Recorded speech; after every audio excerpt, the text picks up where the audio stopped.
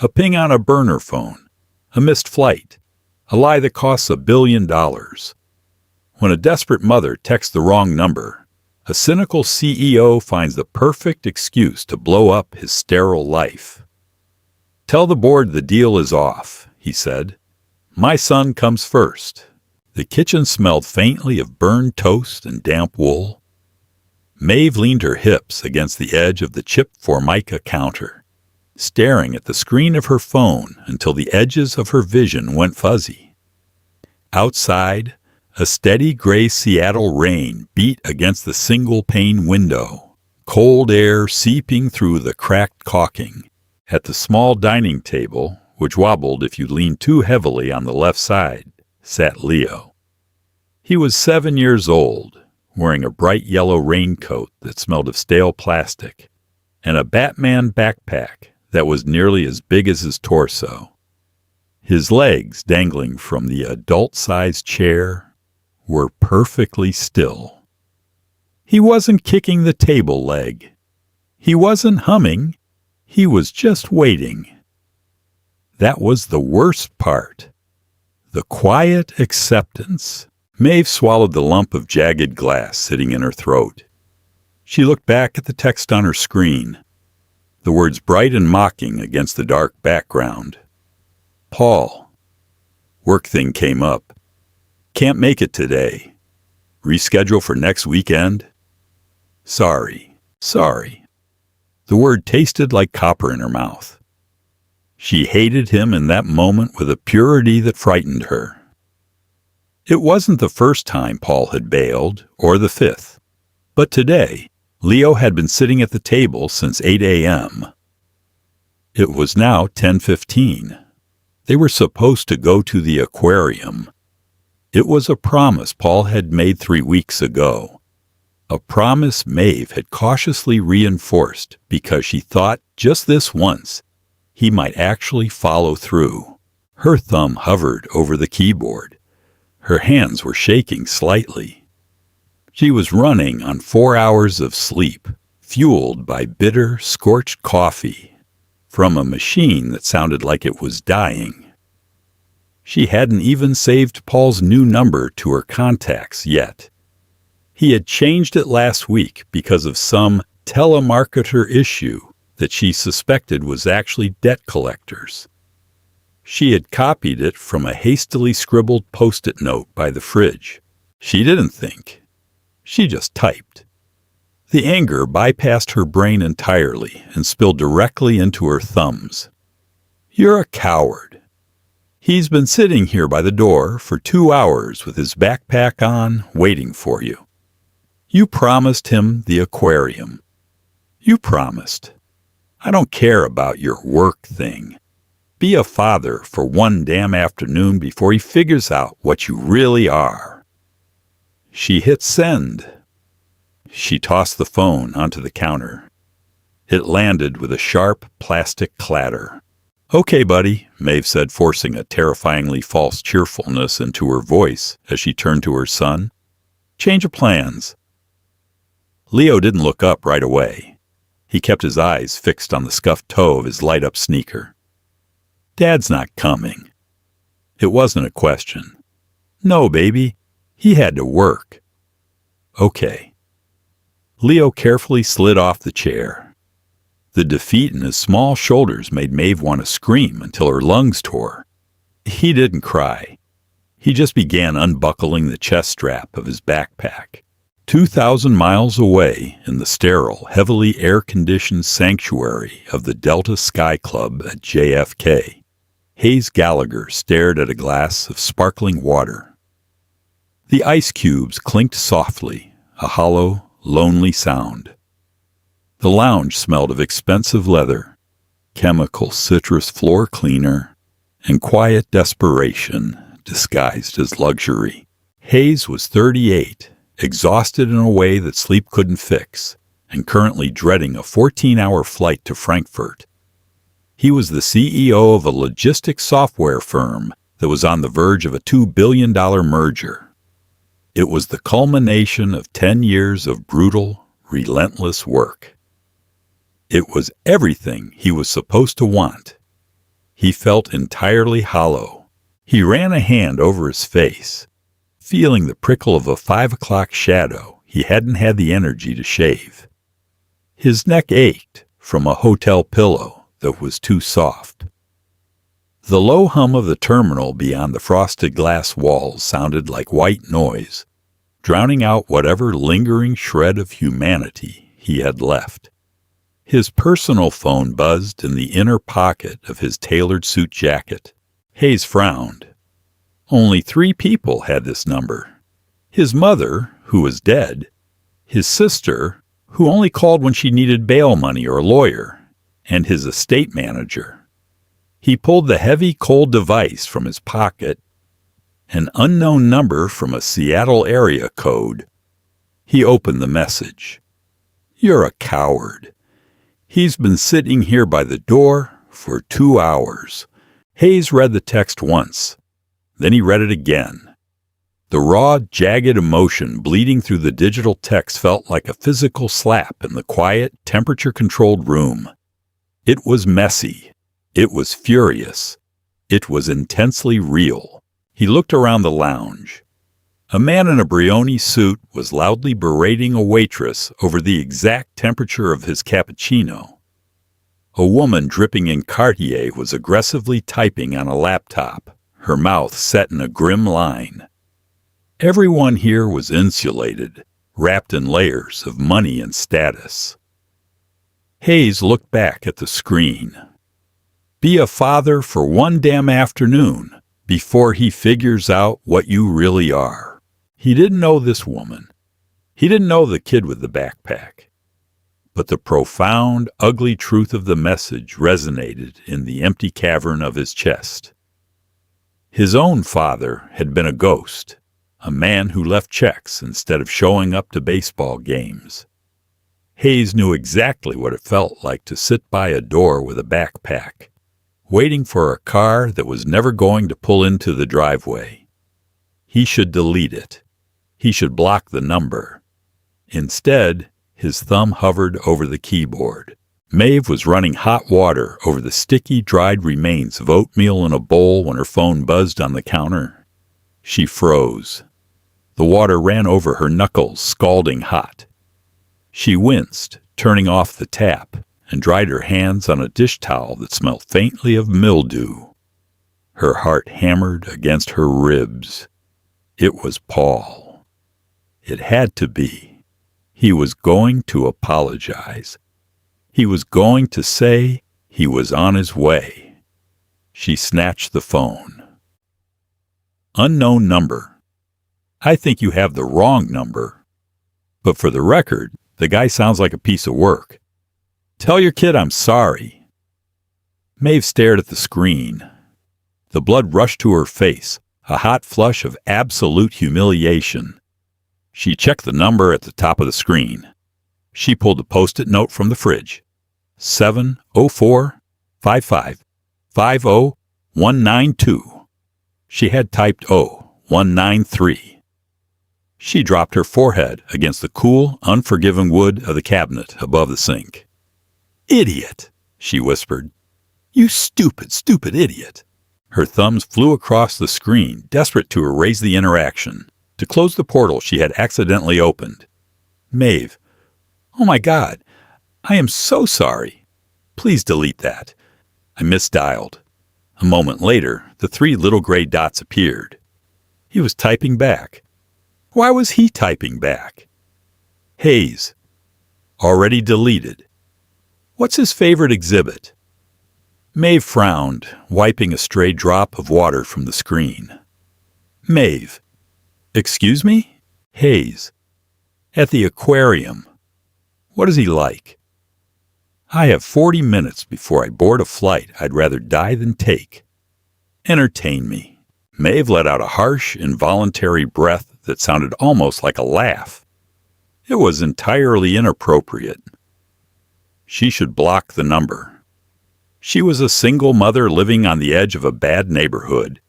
Engaging with a strange man via text was the height of stupidity. But the sheer absurdity of it, and the fact that someone, somewhere, was actually asking about her son's preferences today, broke through her defenses. Maeve, the jellyfish. He likes them because they don't have brains, so they don't have to think about doing math homework. In the Sky Club, Hayes felt the corner of his mouth twitch upward. It was a foreign sensation. He shifted in the leather chair, leaning forward, resting his elbows on his knees. Hayes, a philosopher. I respect that. I'm currently dreading a 14-hour flight next to people who have brains, but refuse to use them. Maeve, business trip? Hayes, a funeral. For my soul. Also known as a corporate merger. Maeve, sounds tragic. I'm currently scraping dried Play-Doh off a linoleum floor, if you want to trade. Hayes, deal. I'll take the Play-Doh. You can negotiate European supply chain logistics. Maeve snorted out loud. Leo looked up from the living room floor, where he had dumped a bin of mismatched Legos. What's funny, Mom? Nothing, Bug, Maeve said, her voice softer now, the tight coil of anxiety in her chest loosening just a fraction. Just a joke on my phone. She leaned against the counter, sliding down until she was sitting on the slightly sticky floor. She brought her knees up to her chest. Maeve, you wouldn't survive the Play-Doh. It's the blue kind. It stains. Hayes, I'm wearing a $5,000 suit. I think I can handle a little blue. Maeve rolled her eyes, but a cynical smile touched her lips. Maeve, $5,000. Right. And I'm the Queen of England. Have a good flight, Mr. Monopoly. Thanks for not being a total creep. Hayes read the message. Have a good flight. The words felt like a death sentence. He looked up. Through the glass, he could see the massive Boeing 777 sitting on the tarmac, rain sleeting across its silver fuselage. It looked like a prison. Mr. Gallagher? Hayes snapped his head up. His executive assistant, Cole, stood a few feet away. Cole was 26, ruthlessly efficient, and smelled perpetually of peppermint mints and ambition. They're calling first-class boarding, sir, Cole said, gesturing toward the exit.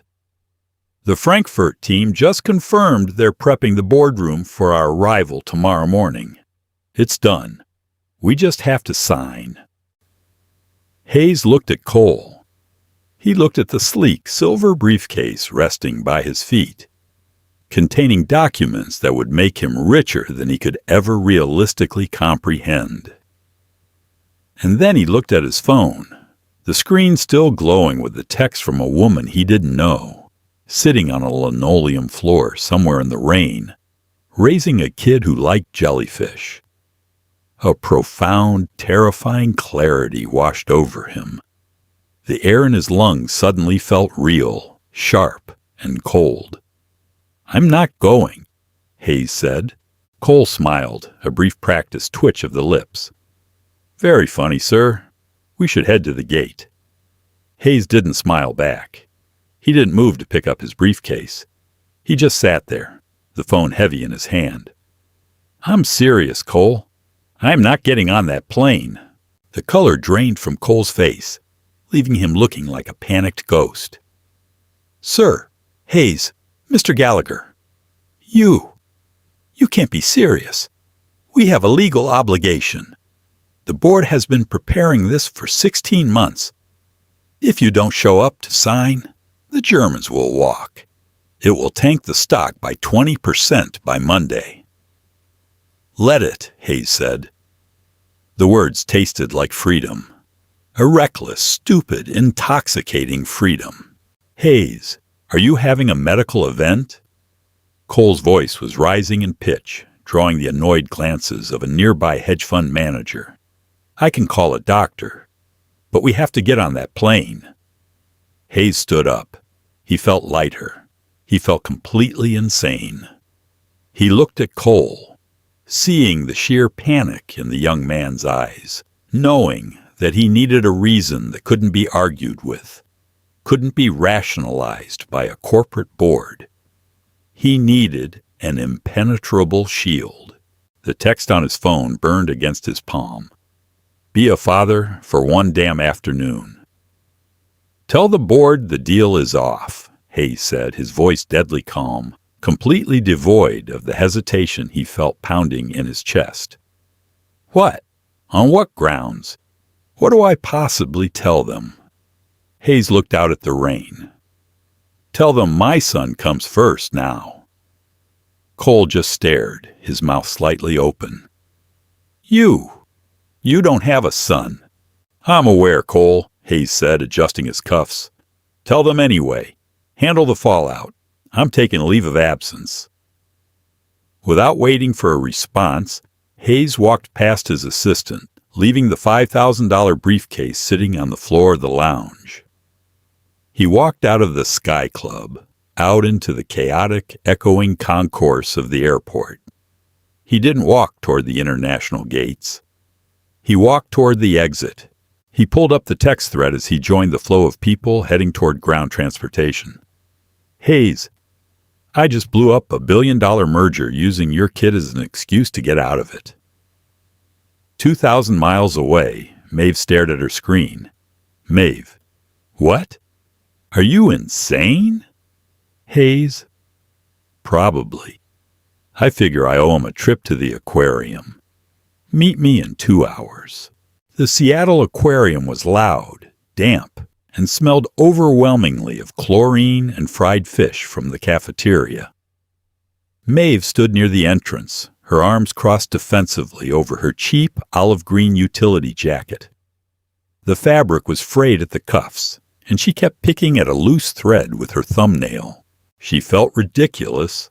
This was reckless.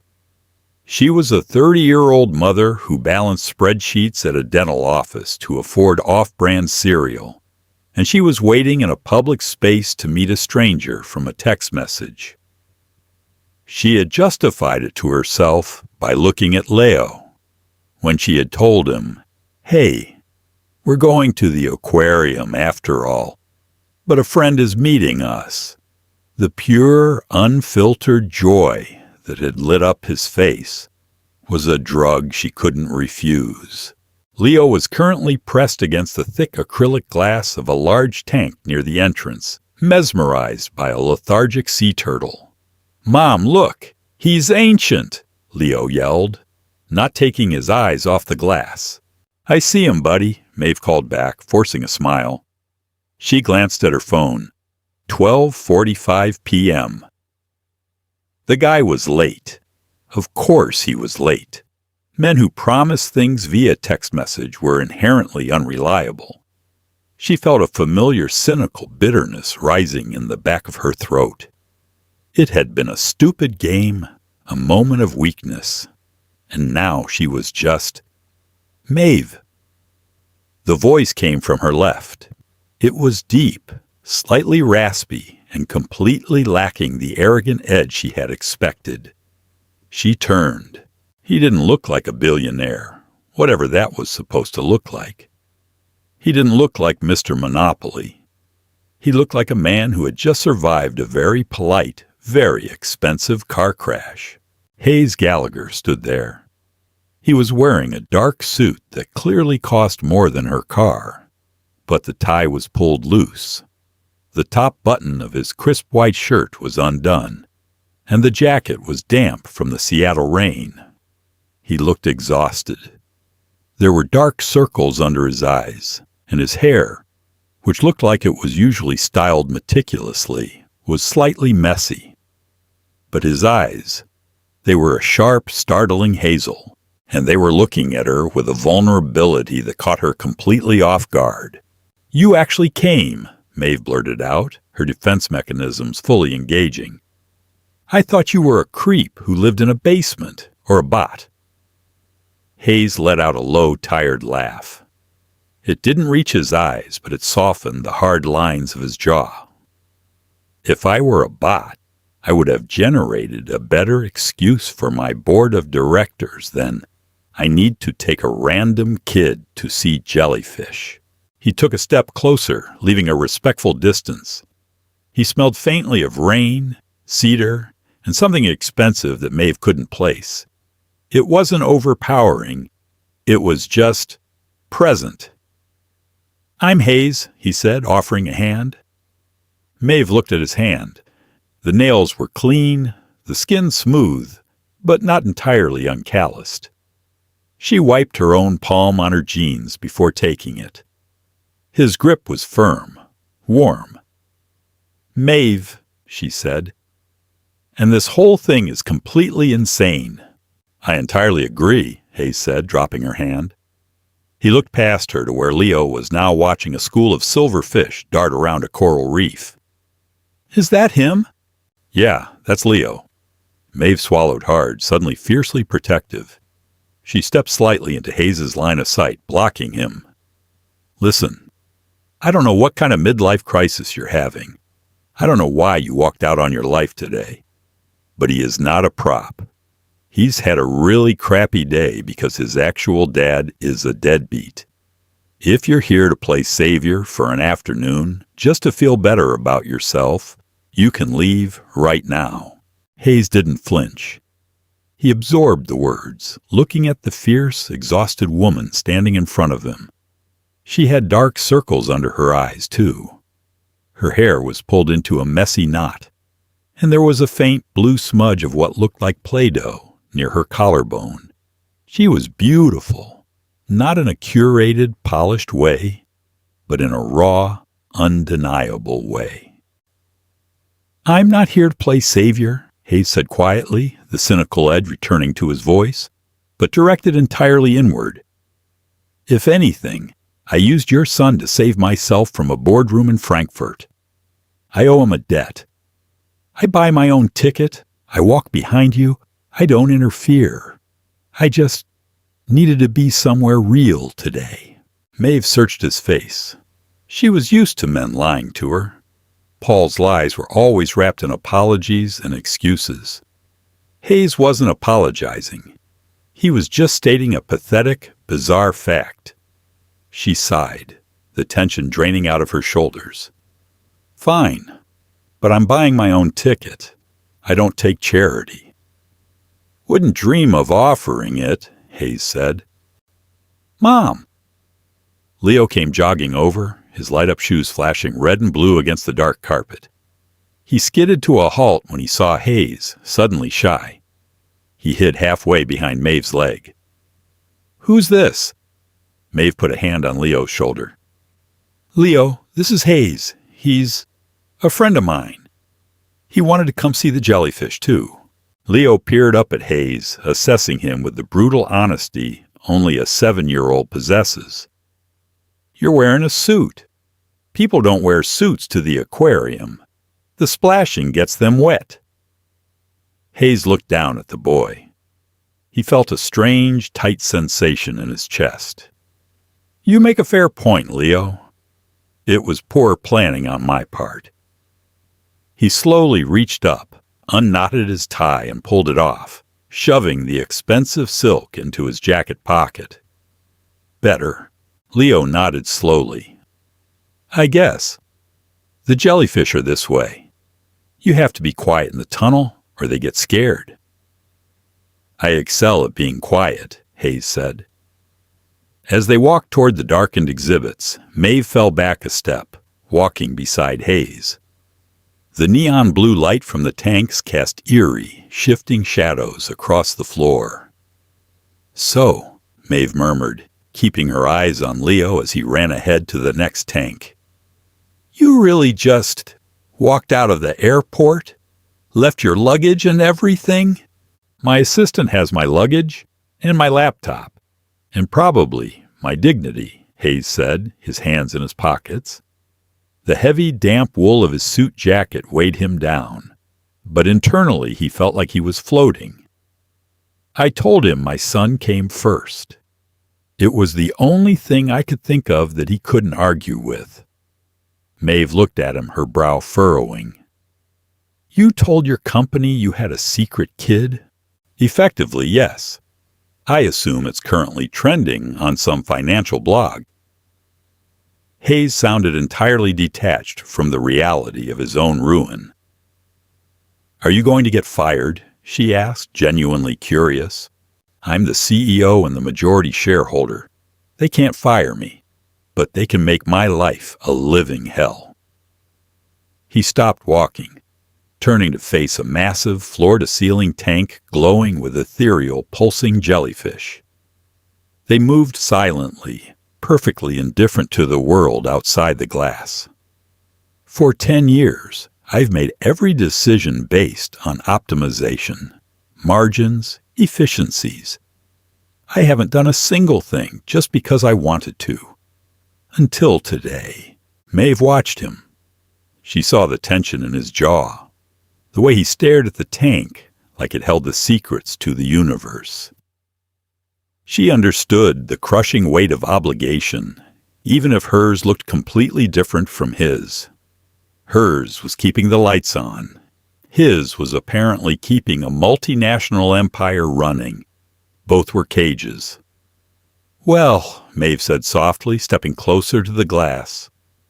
"Welcome to the real world, Mr. Monopoly. It's messy, and it smells like fish." Hayes turned his head, looking at her in the dim blue light. The cynical armor he wore every day felt thin, useless here. "It's the best thing I've smelled in years." Down the hall, Leo pressed his face against the glass, unaware of the tectonic plates shifting in the lives of the two adults behind him. The afternoon stretched out ahead of them, unstructured and completely terrifying. The touch tank was a riot of noise and wet sleeves. Children shrieked as they brushed their fingers against the rubbery, prehistoric skin of stingrays. The air here was thicker, humid, smelling of salt and the damp wool of 100 coats. Hayes stood at the edge of the enclosure, his $5,000 jacket draped over one arm like a discarded skin. He watched Leo, who was leaning precariously over the low wall, his small hands submerged in the cold water. Maeve stood right behind the boy, one hand firmly gripping the back of his belt so he wouldn't pitch forward into the rays. She looked up and caught Hayes watching them. She didn't smile. Her expression was guarded, a mix of curiosity and a deep-seated suspicion that the other shoe was about to drop. "You're doing it again," she said over the din of a nearby school group. "Doing what?" "Analyzing us, like we're a spreadsheet. Or a specimen." Hayes looked down at his shoes, now spotted with droplets of salt water. "I'm not analyzing. I've never actually been this close to a child for this long. They're very loud, and they never stop moving. They're people, Hayes, just smaller and with less impulse control," Maeve said. She pulled Leo back as a particularly large ray glided past. "Okay, Bug, that's enough. Your sleeves are soaked." "But, Mom, I touched its wing. It felt like a wet mushroom." Leo's face was incandescent. He looked at Hayes, seeking validation. "Did you see?" "I saw," Hayes said. He felt an odd fluttering sensation in his stomach, something far more unsettling than the pre-merger jitters. "It looked slimy." "It's not slimy, it's biological," Leo corrected him with the solemnity of a professor. Hayes' phone, tucked in his pocket, began to vibrate. It didn't just ping. It hummed with the frantic energy of a trapped hornet. He ignored it. It stopped for 3 seconds, then started again. And again. Maeve noticed. "You should probably answer that. Your soul funeral seems to be calling back." Hayes pulled the device out.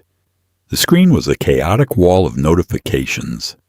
34 missed calls from Cole, 11 from the chairman of the board, 2 from his sister, a string of emails with subject lines like urgent, disaster mitigation, and Hayes. What the hell? He looked at the phone, then at the gray, choppy water of the Puget Sound, visible through the high windows. The contrast was staggering. On the screen was a world of digital fire and fury, of numbers that didn't exist, and people who only valued him as an asset. In the room was a boy with wet sleeves and a woman who looked like she wanted to kick him out of her life, just as much as she wanted him to stay. He pressed the power button, silencing the device, and shoved it back into his pocket. "It's fine," he said. "It doesn't look fine," Maeve countered. She walked toward a bench, leading Leo by the hand. She sat him down and began the tedious process of trying to dry his arms with a handful of rough cafeteria napkins. "You're ruining your life in real time, aren't you?" Hayes sat on the edge of the bench, careful not to crowd her. The plastic surface was hard and slightly sticky. "I'm pausing it. There's a difference." "Not in your world," Maeve said, her voice dropping, losing some of its edge. "I know guys like you. Not billionaires, obviously, but the important ones. The ones who think the world stops turning if they aren't at their desk. You don't pause. You either run or you break." Hayes looked at her profile, the sharp line of her nose, the way her jaw tightened when she worked a difficult knot of damp fabric. "Which one do you think I'm doing?" "I think you're breaking," she said bluntly. "And I think you're using us as a hammer." The honesty of it stung because it was true. He had grabbed onto her misdialed text like a drowning man grabs a piece of jagged wood. He hadn't cared if the wood had splinters. "Maybe," Hayes admitted. "But is it so wrong to want a hammer? To want to smash the glass just to see if the air outside is actually breathable?" Maeve stopped scrubbing Leo's arm. She looked at Hayes, her eyes searching his. For a second, the cynicism vanished, replaced by a weary, shared understanding. "The air's breathable, Hayes, but it's also cold, and you have to pay for it every single month." "Mom, I'm hungry," Leo interrupted, his stomach letting out a timely growl. Maeve checked her watch. "Yeah, okay. We can get a snack, and then we have to head home. I have to finish the billing for the office before Monday." "We're not getting a snack," Hayes said, standing up. Maeve's eyes snapped to his, her defenses instantly back up. "Excuse me?" "We're getting dinner. A real one. Somewhere that doesn't serve things in paper boats." "Hayes, I told you, I don't—" "It's not charity," Hayes said, his voice regaining that effortless authority that usually moved markets. "It's a consulting fee. You provided me with a hammer. The least I can do is provide a decent meal." Maeve looked at Leo, whose eyes were wide with hope, then back at Hayes. She bit her lip. "Somewhere casual, no suits, no white tablecloths. I'm not changing, and Leo is, Leo is biological." Hayes felt a genuine smile tug at his lips. "Biological it is." They ended up at a small, dimly lit Italian place in Queen Anne. It wasn't the kind of place Hayes usually frequented. There was no sommelier, and the menus were laminated.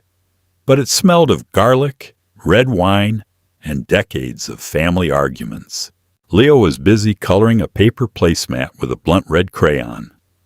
Maeve was nursing a glass of the house red, watching Hayes. He had finally taken off his suit jacket, draped it over the back of the chair, and rolled up his sleeves. Without the armor of the tailoring, he looked more human, but also more exposed. The silence between them wasn't uncomfortable, but it was heavy.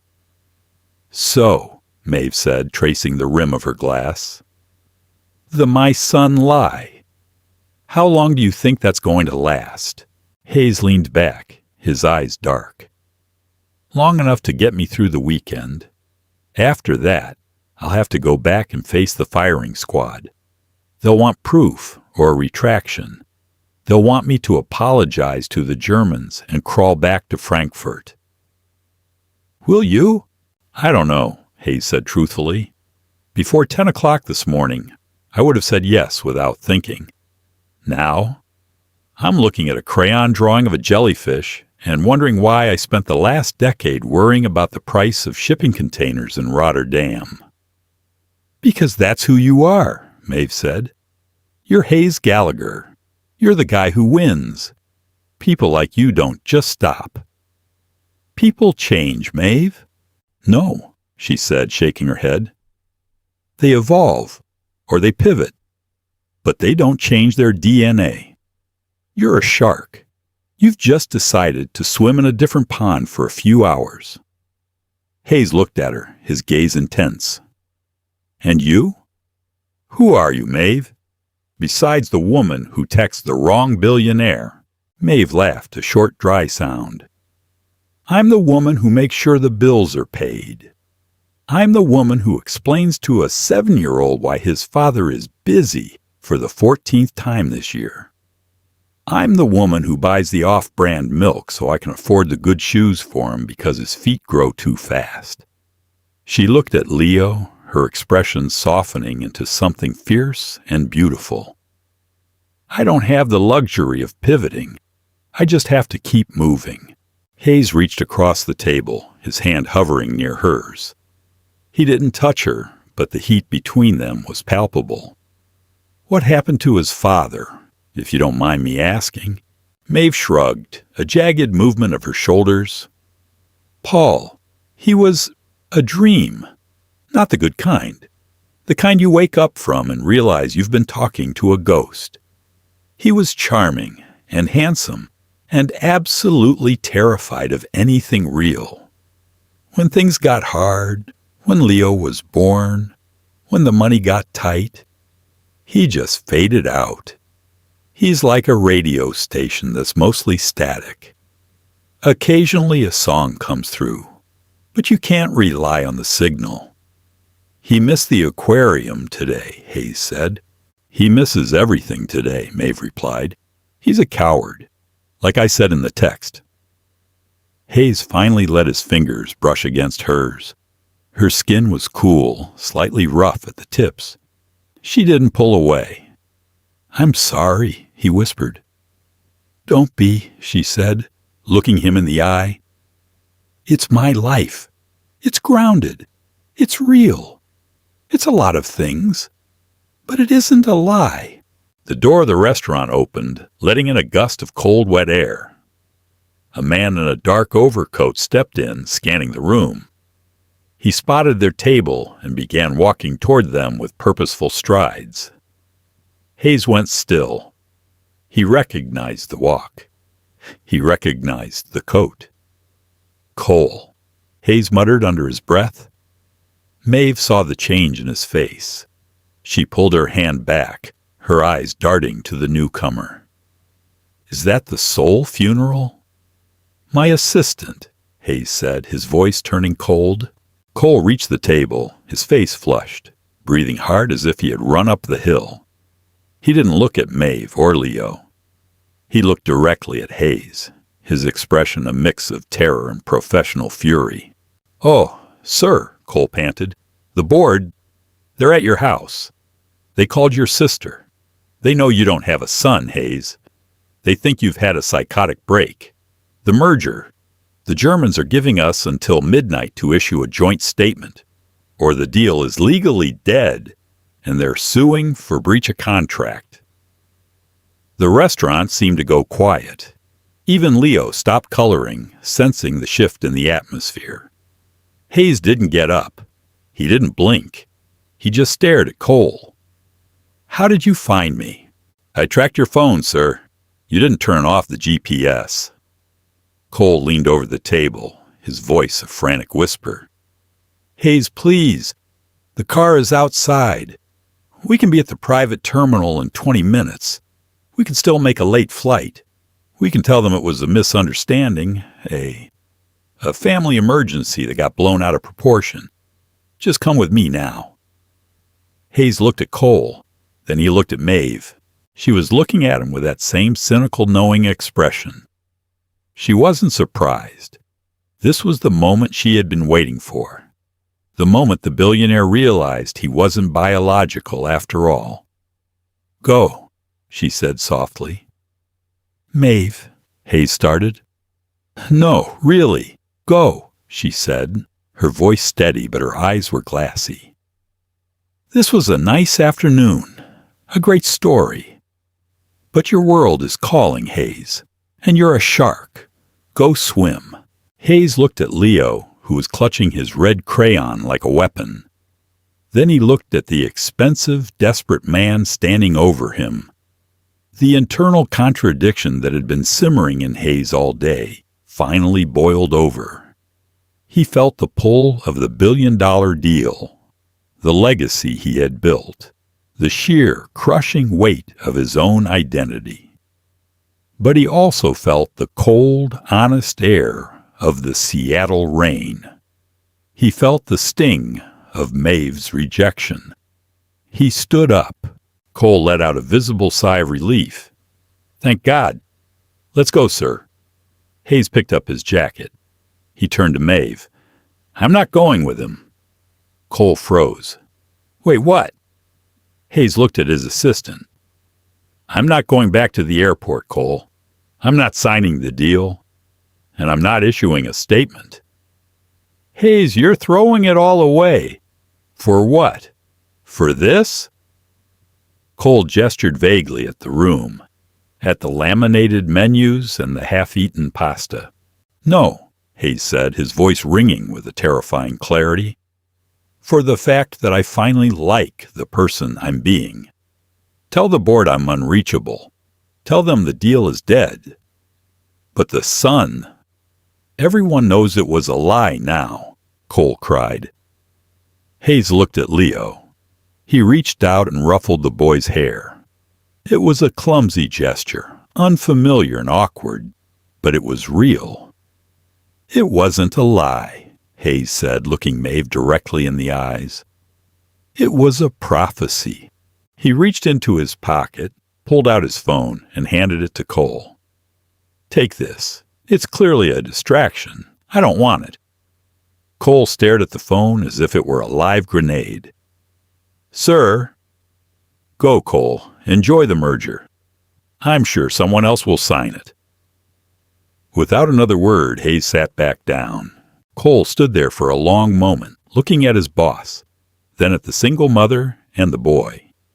He looked like he wanted to scream. Then, with a jerky nod, he turned and walked out of the restaurant, the phone still in his hand. Silence descended on the table again. Maeve stared at Hayes, her mouth slightly open. You just gave away your phone. You just gave away $2 billion. It was a very loud phone," Hayes said, picking up his fork. "And the pasta is getting cold." "You're insane," Maeve whispered, but a small, genuine smile was finally breaking through. "I told you," Hayes said, his eyes softening as he looked at her. "I'm breaking, but I think I'm breaking in the right direction." Leo looked up from his placemat. "Can we get dessert? They have cake with cherries." Hayes looked at Maeve. She nodded, her eyes bright with something that wasn't cynicism. "Yes, Leo," Hayes said. "We can definitely get dessert." Outside, the rain continued to fall, washing away the grit of the city. But inside, the air felt warm, smelled of sugar and wine, and for the first time in his life, Hayes Gallagher wasn't thinking about the next move. He was just right there. In a world of sterile deals and hollow promises, sometimes the best thing you can do is break. Hayes chose a messy, rain-soaked reality over a billion-dollar cage, proving that the most important connections aren't made in boardrooms, but through a misdialed text. If this story touched you, don't forget to like, share, and subscribe for more grounded human drama. Comment below. Would you walk away from a fortune for a second chance at being real?